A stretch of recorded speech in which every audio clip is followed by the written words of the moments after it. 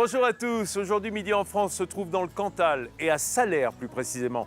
Salers, petit village, 350 habitants, un peu moins, mais grande notoriété par son fromage et par sa race bovine, évidemment. Alors justement, on va goûter avec Jean-Michel Gouzon une joue de bœuf de Salers. Ça va être bon ça. On va essayer d'en regarder un peu pour nos chroniqueuses qui sont sur le terrain, Hélène et Louisa. Alors Louisa se trouve pas très loin d'ici, dans la capitale historique de la Haute-Auvergne, Aurillac. Bonjour Louisa. Bonjour Vincent, bonjour à tous. Aujourd'hui, je vous emmène à la découverte de la jolie ville d'Aurillac à travers son église Saint-Géraud, dont vous apercevez le clocher juste derrière moi. Et puis nous irons visiter un lieu culturel étonnant qui s'est installé dans une vieille manufacture. Je ne vous en dis pas plus, donc retrouvez-moi tout à l'heure. Merci Louisa, à tout à l'heure. Hélène, de son côté, se trouve à quelques kilomètres de Salers, à Nocelles plus précisément, pour nous faire découvrir un élevage de chevaux de concours. Bonjour Hélène. Bonjour Vincent, bonjour à tous. Alors l'image du Cantal est bien souvent liée à l'élevage d'animaux plutôt rustiques, comme la vache salaire en tête d'affiche. Mais figurez-vous que c'est aussi une terre, bonjour toi, une terre d'élevage aussi pour des chevaux. Et des chevaux de sport, de futurs champions. Aujourd'hui, je vais rencontrer Stéphane Charlier, qui élève, fait naître, dresse, entraîne des chevaux pour des concours de saut d'obstacles. Allez, à tout de suite. Merci Hélène, à tout à l'heure. Alors l'invité de Midi en France ce matin, c'est Léo Ponce. Léo est un jeune réalisateur qui filme admirablement sa région Auvergne et qui, grâce à ça, crée le buzz. Un autre qui crée le buzz, les téléspectateurs auvergnats le savent bien, c'est Jérôme Doumingue, notre camarade de France 3 Auvergne-Rhône-Alpes. Jérôme, le buzz, c'est un peu sa raison d'être, hein. Oui, Vincent, et c'est aujourd'hui Salers qui fait le buzz ici dans le Cantal sur Midi en France. Salers, 335 habitants, ce petit village médiéval, membre de l'association des plus beaux villages de France depuis le début des années 80, installé sur un plateau à hauteur de 950 mètres d'altitude qui domine cette vallée de la Maronne. Plusieurs bâtiments classés monuments historiques font la réputation de Salers. Ce village fortifié dont les remparts datent du XVe siècle et dont la porte du Beffroi, elle, est dominée par un campanile du début du XVIe siècle. Ce village qui a donné le nom à ces vaches, hein, Salers, mais aussi au fromage, mais aussi à une liqueur à base de gentiane. Bravo Jérôme, ça va? Et toi? Super. Oui, bonjour Jean-Michel Gouzon qui est avec nous, des Tocs d'Auvergne. Et puisqu'on est à Salers, eh ben, on fait de la joue de bœuf de Salers. On fait de la joue de bœuf de Salers, c'est ça. Comment est-ce que c'est fait? En mijoté, en braisé C'est braisé, c'est une cuisson longue. Cuisson 3 heures et longue. demie à peu près, au vin rouge. Allez, on revient à cette cuisine, mais on retrouve d'abord Louise Aoud, notre spécialiste du tourisme, qui se trouve même pas à 40 km de Salers, à Aurillac, pour nous présenter une des plus anciennes abbayes bénédictines de France. Tout à fait Vincent, je suis dans le cœur de l'église abbatiale Saint-Géraud qui trône fièrement dans le centre historique d'Aurillac. Alors c'est une église dont les origines remontent au IXe siècle. Pourquoi? Parce qu'ici il y avait une abbaye autour de laquelle la ville va se développer. Et je retrouve Denis pour en savoir un petit peu plus. Bonjour Denis. Bonjour. Alors l'histoire de cette église est mouvementée. Quelle est-elle? Racontez-moi un peu son histoire. Une histoire très mouvementée puisqu'elle a été au cours des siècles transformée pour être mise au goût du jour 3-4 fois de suite. Ensuite, elle a été détruite complètement pendant les guerres de religion, rebâtie comme on a pu au XVIIe siècle et ensuite agrandie, doublée pratiquement au XIXe siècle. Ce qui est intéressant justement, c'est que sur les murs, on peut voir les traces de son évolution, de ses destructions, de ses reconstructions. Qu'est-ce qu'on peut voir? On ne trouve rien des deux premières églises. On trouve des traces de l'église du Xe siècle, des traces beaucoup plus importantes de l'église du XIe siècle, du XIe siècle, et puis le reste est gothique, soit d'époque XVIIe, soit du faux gothique du XIXe siècle. Alors, est-ce que vous pouvez me décrire un petit peu l'architecture de cette église? Quand vous entrez, ce que vous voyez, c'est essentiellement une église gothique. Pour trouver les parties romanes, il faut aller chercher un petit peu, en particulier dans le transept. On voit de très belles choses, en particulier le fameux triplet auvergnat formé de 3 arcades, dont l'arcade intérieure est triangulaire, ce qu'on appelle l'arc en mitre. Très bien. Alors, cette abbaye a été très importante. Très importante au Xe et XIe siècle. C'était une des plus importantes de France. C'était un centre intellectuel de première importance, un centre de diffusion de la connaissance. Et d'ailleurs, le moine Gerbert, qui est devenu pape ensuite, était un des plus grands esprits de son temps. Et il était l'un des premiers papes français. Oui. C'est quand même important de le souligner. Oui. Alors vous faites visiter cette église. Sur quoi vous vous attardez quand vous la faites visiter? Je sais qu'à l'extérieur, il y a des lions sublimes, des sculptures magnifiques. Alors, je montre les lions qui étaient... il n'y en a plus qu'un. Hein. Les lions étaient les symboles de puissance de l'abbé. Et l'abbé rendait la justice entre deux lions qui étaient devant la porte de l'église. Et je montre tous les détails dont je vous ai parlé avant. Hein. Je montre l'orgue également. L'orgue qui est aussi sublime, qu'on voit juste derrière nous. Alors, on invite à venir visiter cette église. Peut-être que vous aurez la chance d'être guidé par Denis. En tout cas, c'est vraiment un livre d'histoire qu'on peut lire sur la pierre. Donc, je vous invite vraiment à venir découvrir cette église. Merci beaucoup, Louisa. À tout à l'heure. Notre invité nous a rejoint, c'est Léo Ponce. Bonjour, Léo. Bonjour. Alors, on voyait Aurillac, là, c'est votre patrie, c'est là que vous êtes né, c'est là que vous avez vécu. Exactement. Alors, je vous le disais tout à l'heure, Léo, il est réalisateur. Et c'est surtout un véritable promoteur de la région, du département et de la région Auvergne. On peut dire ça comme ça, c'est-à-dire que j'ai réalisé quelques courts-métrages, quelques vidéos qui mettent en avant le département et la région. Et puis qui ont eu, on peut dire, pas mal de succès sur Internet. Ah oui. Mais moi, ça me tient toujours à cœur de mettre en avant ma région et mon département parce que j'en suis très fier. Et donc, si je peux utiliser la vidéo comme un outil pour promouvoir ce territoire, alors c'est tout bénef, quoi. Alors, Aurillac, c'est vraiment votre voilà. Patrie, votre ville chérie. Vous avez tourné récemment chez un antiquaire à Aurillac. Exactement. Donc j'ai réalisé un petit court-métrage qui s'appelle L'étrange journée de Monsieur Goodman. Donc c'est un petit court-métrage fantastique inspiré de la série La 4e dimension, qui est une vieille série en noir et blanc. Donc j'ai tourné ça chez un antiquaire à Aurillac, dans la rue des Forgerons. Donc le court-métrage, il a eu plus de 100 000 vues sur YouTube. Ah ouais. Donc c'est pas mal, je pense que ça permet de mettre en avant déjà Aurillac, et puis ça fait parler du Cantal, quoi. Léo, dans le genre fantastique, là, parce que vous disiez un peu court-métrage fantastique, vous avez tourné Le Hobbit, le roi du Cantal. Alors, il y a une similitude entre la comté et le Cantal, bien sûr. Hobbits. Déjà, je me suis toujours dit que les paysages du Seigneur des Anneaux et du Hobbit, qui sont tournés, donc ce sont des films qui sont tournés en Nouvelle-Zélande, ouais. Je me suis toujours dit que ces paysages, ils ressemblaient quand même aux paysages qu'on a dans le Cantal. La montagne, le côté tempéré, parce que la Nouvelle-Zélande, c'est en zone tempérée froide. Exactement. Donc le but, c'est de mettre en valeur le département, c'est de faire une sorte de pastiche du Seigneur des Anneaux et du Hobbit, mais dans le Cantal. Léo, vous êtes encore étudiant. Vous avez créé votre société de production ici, quoi. C'était important pour vous de vous ancrer dans votre terroir. C'est ça. Alors, je suis étudiant actuellement à Bordeaux. Oui, à Sciences Po. À Sciences Po. Mais le but, c'est de revenir, une fois mes études terminées, de revenir complètement dans le département, d'y travailler et d'y vivre, quoi. Et Salers, où nous sommes aujourd'hui, cette perle du Cantal, vous y avez déjà tourné? J'ai pas encore tourné à Salers, mais c'est en projet, puisque j'ai le projet de faire un long métrage sur les contes et les légendes du département du Cantal. Et donc là, je suis dans la période d'un peu d'études de toutes ces petites légendes, de tous ces contes. Donc j'ai acheté pas mal de bouquins, je regarde beaucoup sur Internet un peu les légendes des petits villages du département. Et donc j'espère trouver quelque chose qui se passe à Salers ou aux alentours pour pouvoir mettre en scène le village. Le but, ce serait de faire un long métrage avec à l'intérieur 5 ou 6 petites histoires différentes qui se passeraient un peu partout dans le département. Eh bien, on vous souhaite une belle carrière au long cours, justement. On va retourner à la recette avant de revenir à Salers plus précisément, mais on est aussi dans Salers, là, puisque c'est de la joue de bœuf de race Salers. C'est ça. Allons-y, Jean-Michel. Donc, je fais revenir la joue de bœuf. Alors, un petit peu d'huile. Un peu d'huile quand même pour pas que ça s'accroche de trop. Hein. Ouais. Voilà. Hop. Je vois que la sauteuse, elle est chaude. Hein. Ah, il faut, hein. Bon.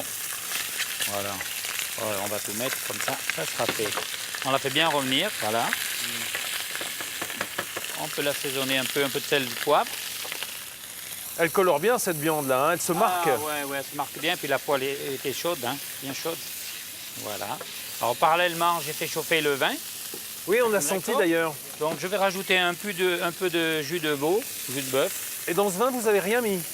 Pour l'instant, non. Non. Après, je vais mettre des légumes pour le goût, carottes, oignons, etc. Thym, laurier. Ouais. Voilà. Donc je remets une petite couvercle. Voilà, là on est bien. Hop. Donc, on va Débarrasser. on va singer notre Ah, viande. Hein. singer. Alors un petit coup Voilà. de farine, c'est ça? C'est ça. Et vous singez pas directement dans le sautoir? Oh non, il y a trop de gras. Moi, je suis pas très gras, fais attention. Bah non, c'est ce que je vois. Hein. Oui, oui. Ouais, pour Là, un chef, j'en avais pas trop mis. Voilà, donc Donc, pareil. Une précaution quand on singe ce genre de viande, c'est qu'il y a déjà des collagènes dedans, donc il ne faut pas trop en mettre. En principe, une viande, si on fait un bœuf bourguignon, on singe 2 fois. Une première fois où on fait rentrer la farine, ouais. mais là on va le faire qu'une fois parce qu'il y a déjà du collagène dans la Ah joue. oui, parce ou dans que- la queue de bœuf, c'est pareil. Voilà, parce que c'est cette gélatine, hein, le C'est collagène, c'est cette gélatine qui Voilà. fait l'épaisseur des sauces. Et maintenant, on va mettre notre joue. Voilà, directement dans le vin. Ouais, voilà. Alors, au départ, par contre, il faut faire attention que ça ne s'accroche pas. Tant que ça ne bout pas, il y a un risque de s'accrocher parce que la farine, ça descend au fond. Mais une fois que ça a pris l'ébullition, après tranquille, ça ne bouge plus. Et ça va cuire combien de temps ainsi? Bon, 3 heures, 3 heures et demie. Ah oui, ça dépend quand même, des hein. morceaux de viande, ça, comme toutes les viandes, mais il faut bien. Mais il vaut mieux aller doucement, mais tranquillement, et que ça accroche pas, et que ça cuise bien. Et après, on a une viande bien confite. Eh bien, en attendant que ça confise et de rajouter les aromates, surtout, on va retrouver Hélène Gâteau, notre vétérinaire qui se trouve toujours à Nocelles pour nous faire découvrir cet élevage de chevaux de saut d'obstacle.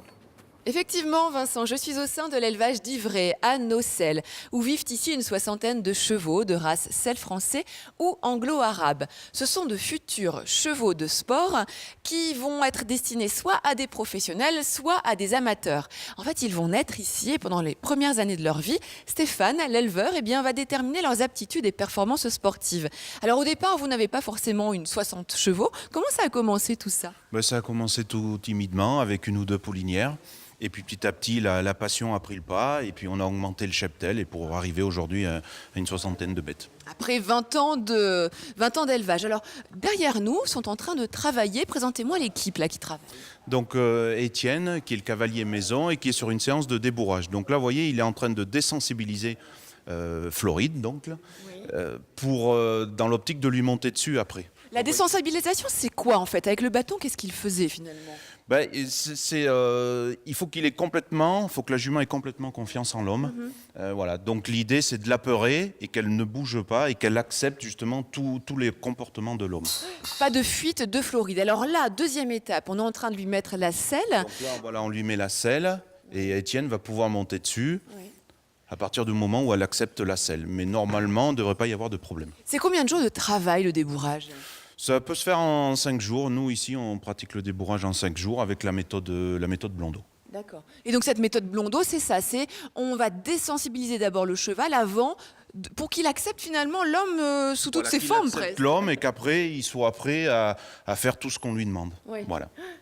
En tout cas, la Floride a l'air plutôt tolérante pour le moment et Étienne va essayer de monter dessus. Alors. Voilà, elle est tolérante, elle bouge pas. Ouais. Vous voyez, elle mâchouille même un petit peu, donc on peut dire que c'est acquis. Ouais. Vous voyez, donc la monte est Ouais. acquise. Ouais. Bon, vous voyez, Ah, il reste pas longtemps quand même, Étienne. il reste pas très longtemps, non, parce que l'idée, c'est de faire plusieurs fois le montoir pour qu'elle comprenne, voilà, et qu'elle n'ait pas peur du cavalier. Et puis là, il va commencer à la faire marcher, justement, avec l'aide du bâton avec lequel il a désensibilisé tout à l'heure Floride. Ouais. Oui. Et on fait tout ça dans un petit enclos pour éviter justement qu'il y ait des comportements de fuite. Stéphane, on se retrouve tout de suite avec cette fois-ci un cheval plus confirmé. À tout de suite. Merci beaucoup Hélène. Allez, on reste à cheval et on part avec Jérôme découvrir une race endémique de la région, les chevaux d'Auvergne. Ouais, difficile de faire du CSO, du saut d'obstacle avec le cheval d'Auvergne. Pourquoi ? Parce qu'il est petit, 1m45 à 1m55 Ou alors au des garrot. petits obstacles. Ou des mini-obstacles. Non, c'est un petit cheval trapu, 500 kg, de couleur baie, brun parfois. Voilà. C'est l'animal idéal pour la randonnée. C'est un petit cheval familial pour débutants, voilà, pour se balader le dimanche. C'est un cheval qui était très répandu au 19e siècle. Puisque c'est un cheval paysan qui servait au travail des champs, et puis le tracteur est passé par là, et le cheval a peu disparu. Voilà. Mais il est réapparu à la faveur de certains aussi, qui se sont un peu souvenus de lui. Pour ceux qui connaissent les Pyrénées, et l'Ariège en particulier, et le Pays Basque, le cheval d'Auvergne est à l'Auvergne ce que le potioc et le mérin c'est aux Pyrénées. Merci Jérôme. Il est temps de retourner à notre recette. Alors chef, Oui. on s'est occupé de la viande. On s'occupe des garnitures? On s'occupe des garnitures, voilà, des garnitures aromatiques. Et après, des garnitures un peu décoratives où on va retrouver les mêmes légumes que des légumes aromatiques. Donc, on va rajouter de l'oignon, des champignons de Paris. Voilà. Ça Cru, cuit, hein. on les rajoute crus? Oui, on pourrait les faire revenir, mais encore on rajoute du gras. Oh là là là là. Ouais, cette moi, histoire. je suis Oh, il n'a pas envie, hein, Jean-Michel, de Non, rajouter du gras. hein. Mais c'est Oh, aussi non. bien comme ça, je trouve. Bah oui, oui, Ouais, parce ouais. que c'est vrai que la cuisine auvergnate et cantalienne, elle a un peu cette réputation d'être riche, quoi. Ouais, ça serait bien de lui faire passer un petit peu. Bah ouais, justement, c'est pour ça qu'on allège un petit peu Ouais, vous aujourd'hui. voyez, bah, c'est très bien, les légumes ils vont cuire naturellement avec l'ajout, je trouve ça bien. Voilà, les Ça champignons, mijote, ça mijote. Ça mijote tranquille, voilà. Et en même temps, je vais faire revenir les petits légumes Oui. pour, avec de l'huile d'olive cette fois-ci. pareil. Ah, C'est d'accord. un peu plus léger, ça brille un peu plus.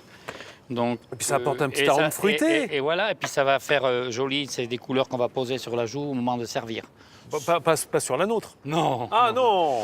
Donc Sur on la la joue de fait salaire. revenir tranquillement, voilà. Ah, c'est fantastique. Voilà, et là. alors Dès je que les rajoute légumes, on les aussi met dans la après, poêle. du thym et du laurier. C'est Ouais. du frais, hein, ça vient du jardin en plus, c'est frais. Bah oui, Voilà, pas du donc, marché. ça, Hein. On pourrait mettre un bouquet garni, mais ça c'est pareil, je trouve que c'est bien comme ça. Quoi. Ouais, ouais, La simple. petite feuille, le petit, voilà, j'aime bien. Allez, on retrouve Louise Aoud qui prend son temps gentiment à la cantalienne et qui se trouve toujours à Aurillac dans un lieu qu'il faut absolument visiter, c'est la Manufacture.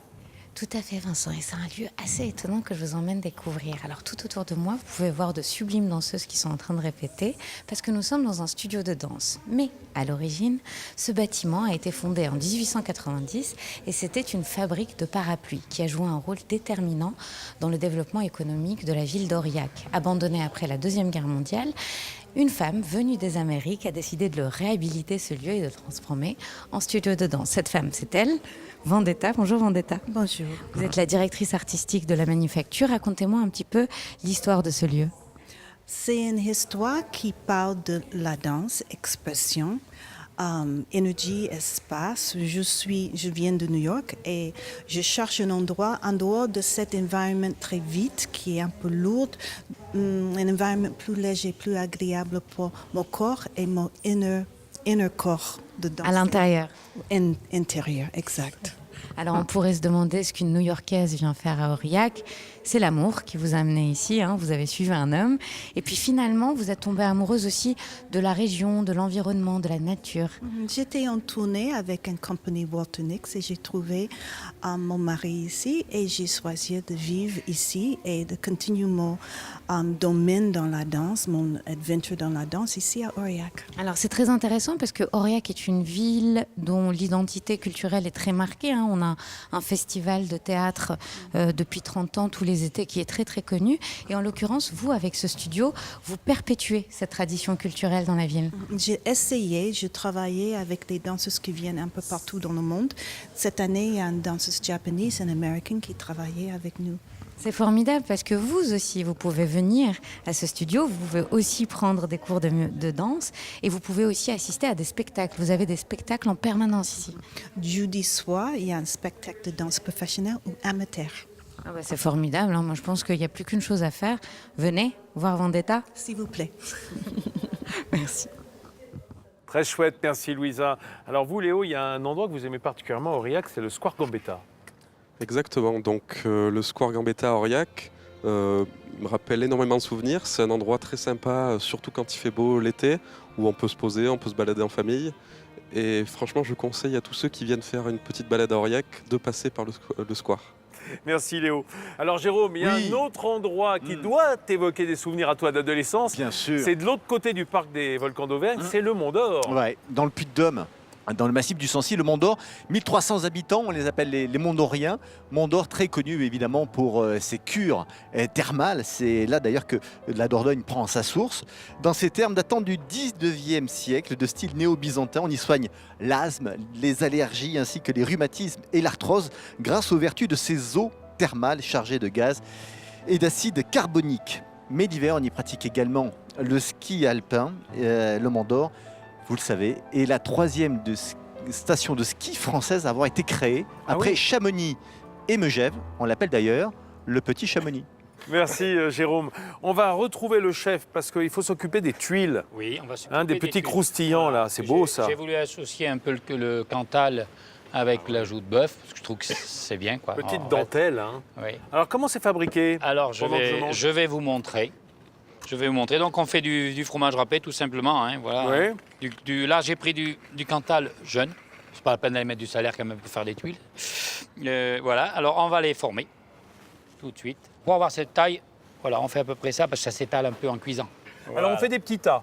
On fait des petits. Alors, comme je dis, selon la taille, on met. Voilà, si on veut des ronds, on fait des ronds. Si voilà, la forme, c'est. On peut même faire des tuiles carrées, hein, des Avec carrés de salaire. Voilà, avec des choses comme ça, comme ça. Voilà. En gros. Et ça va s'enfourner combien de temps, Jean-Michel? Oh, très peu de temps, hein. 160 degrés, 7-8 minutes, hein, pas plus. Les amis, on va retrouver Hélène Gâteau qui est toujours à Nocelles dans son élevage équin qui forme les futurs champions du saut d'obstacles. Oui Vincent, alors après une séance de débourrage tout à l'heure, je vous propose que l'on passe au niveau supérieur.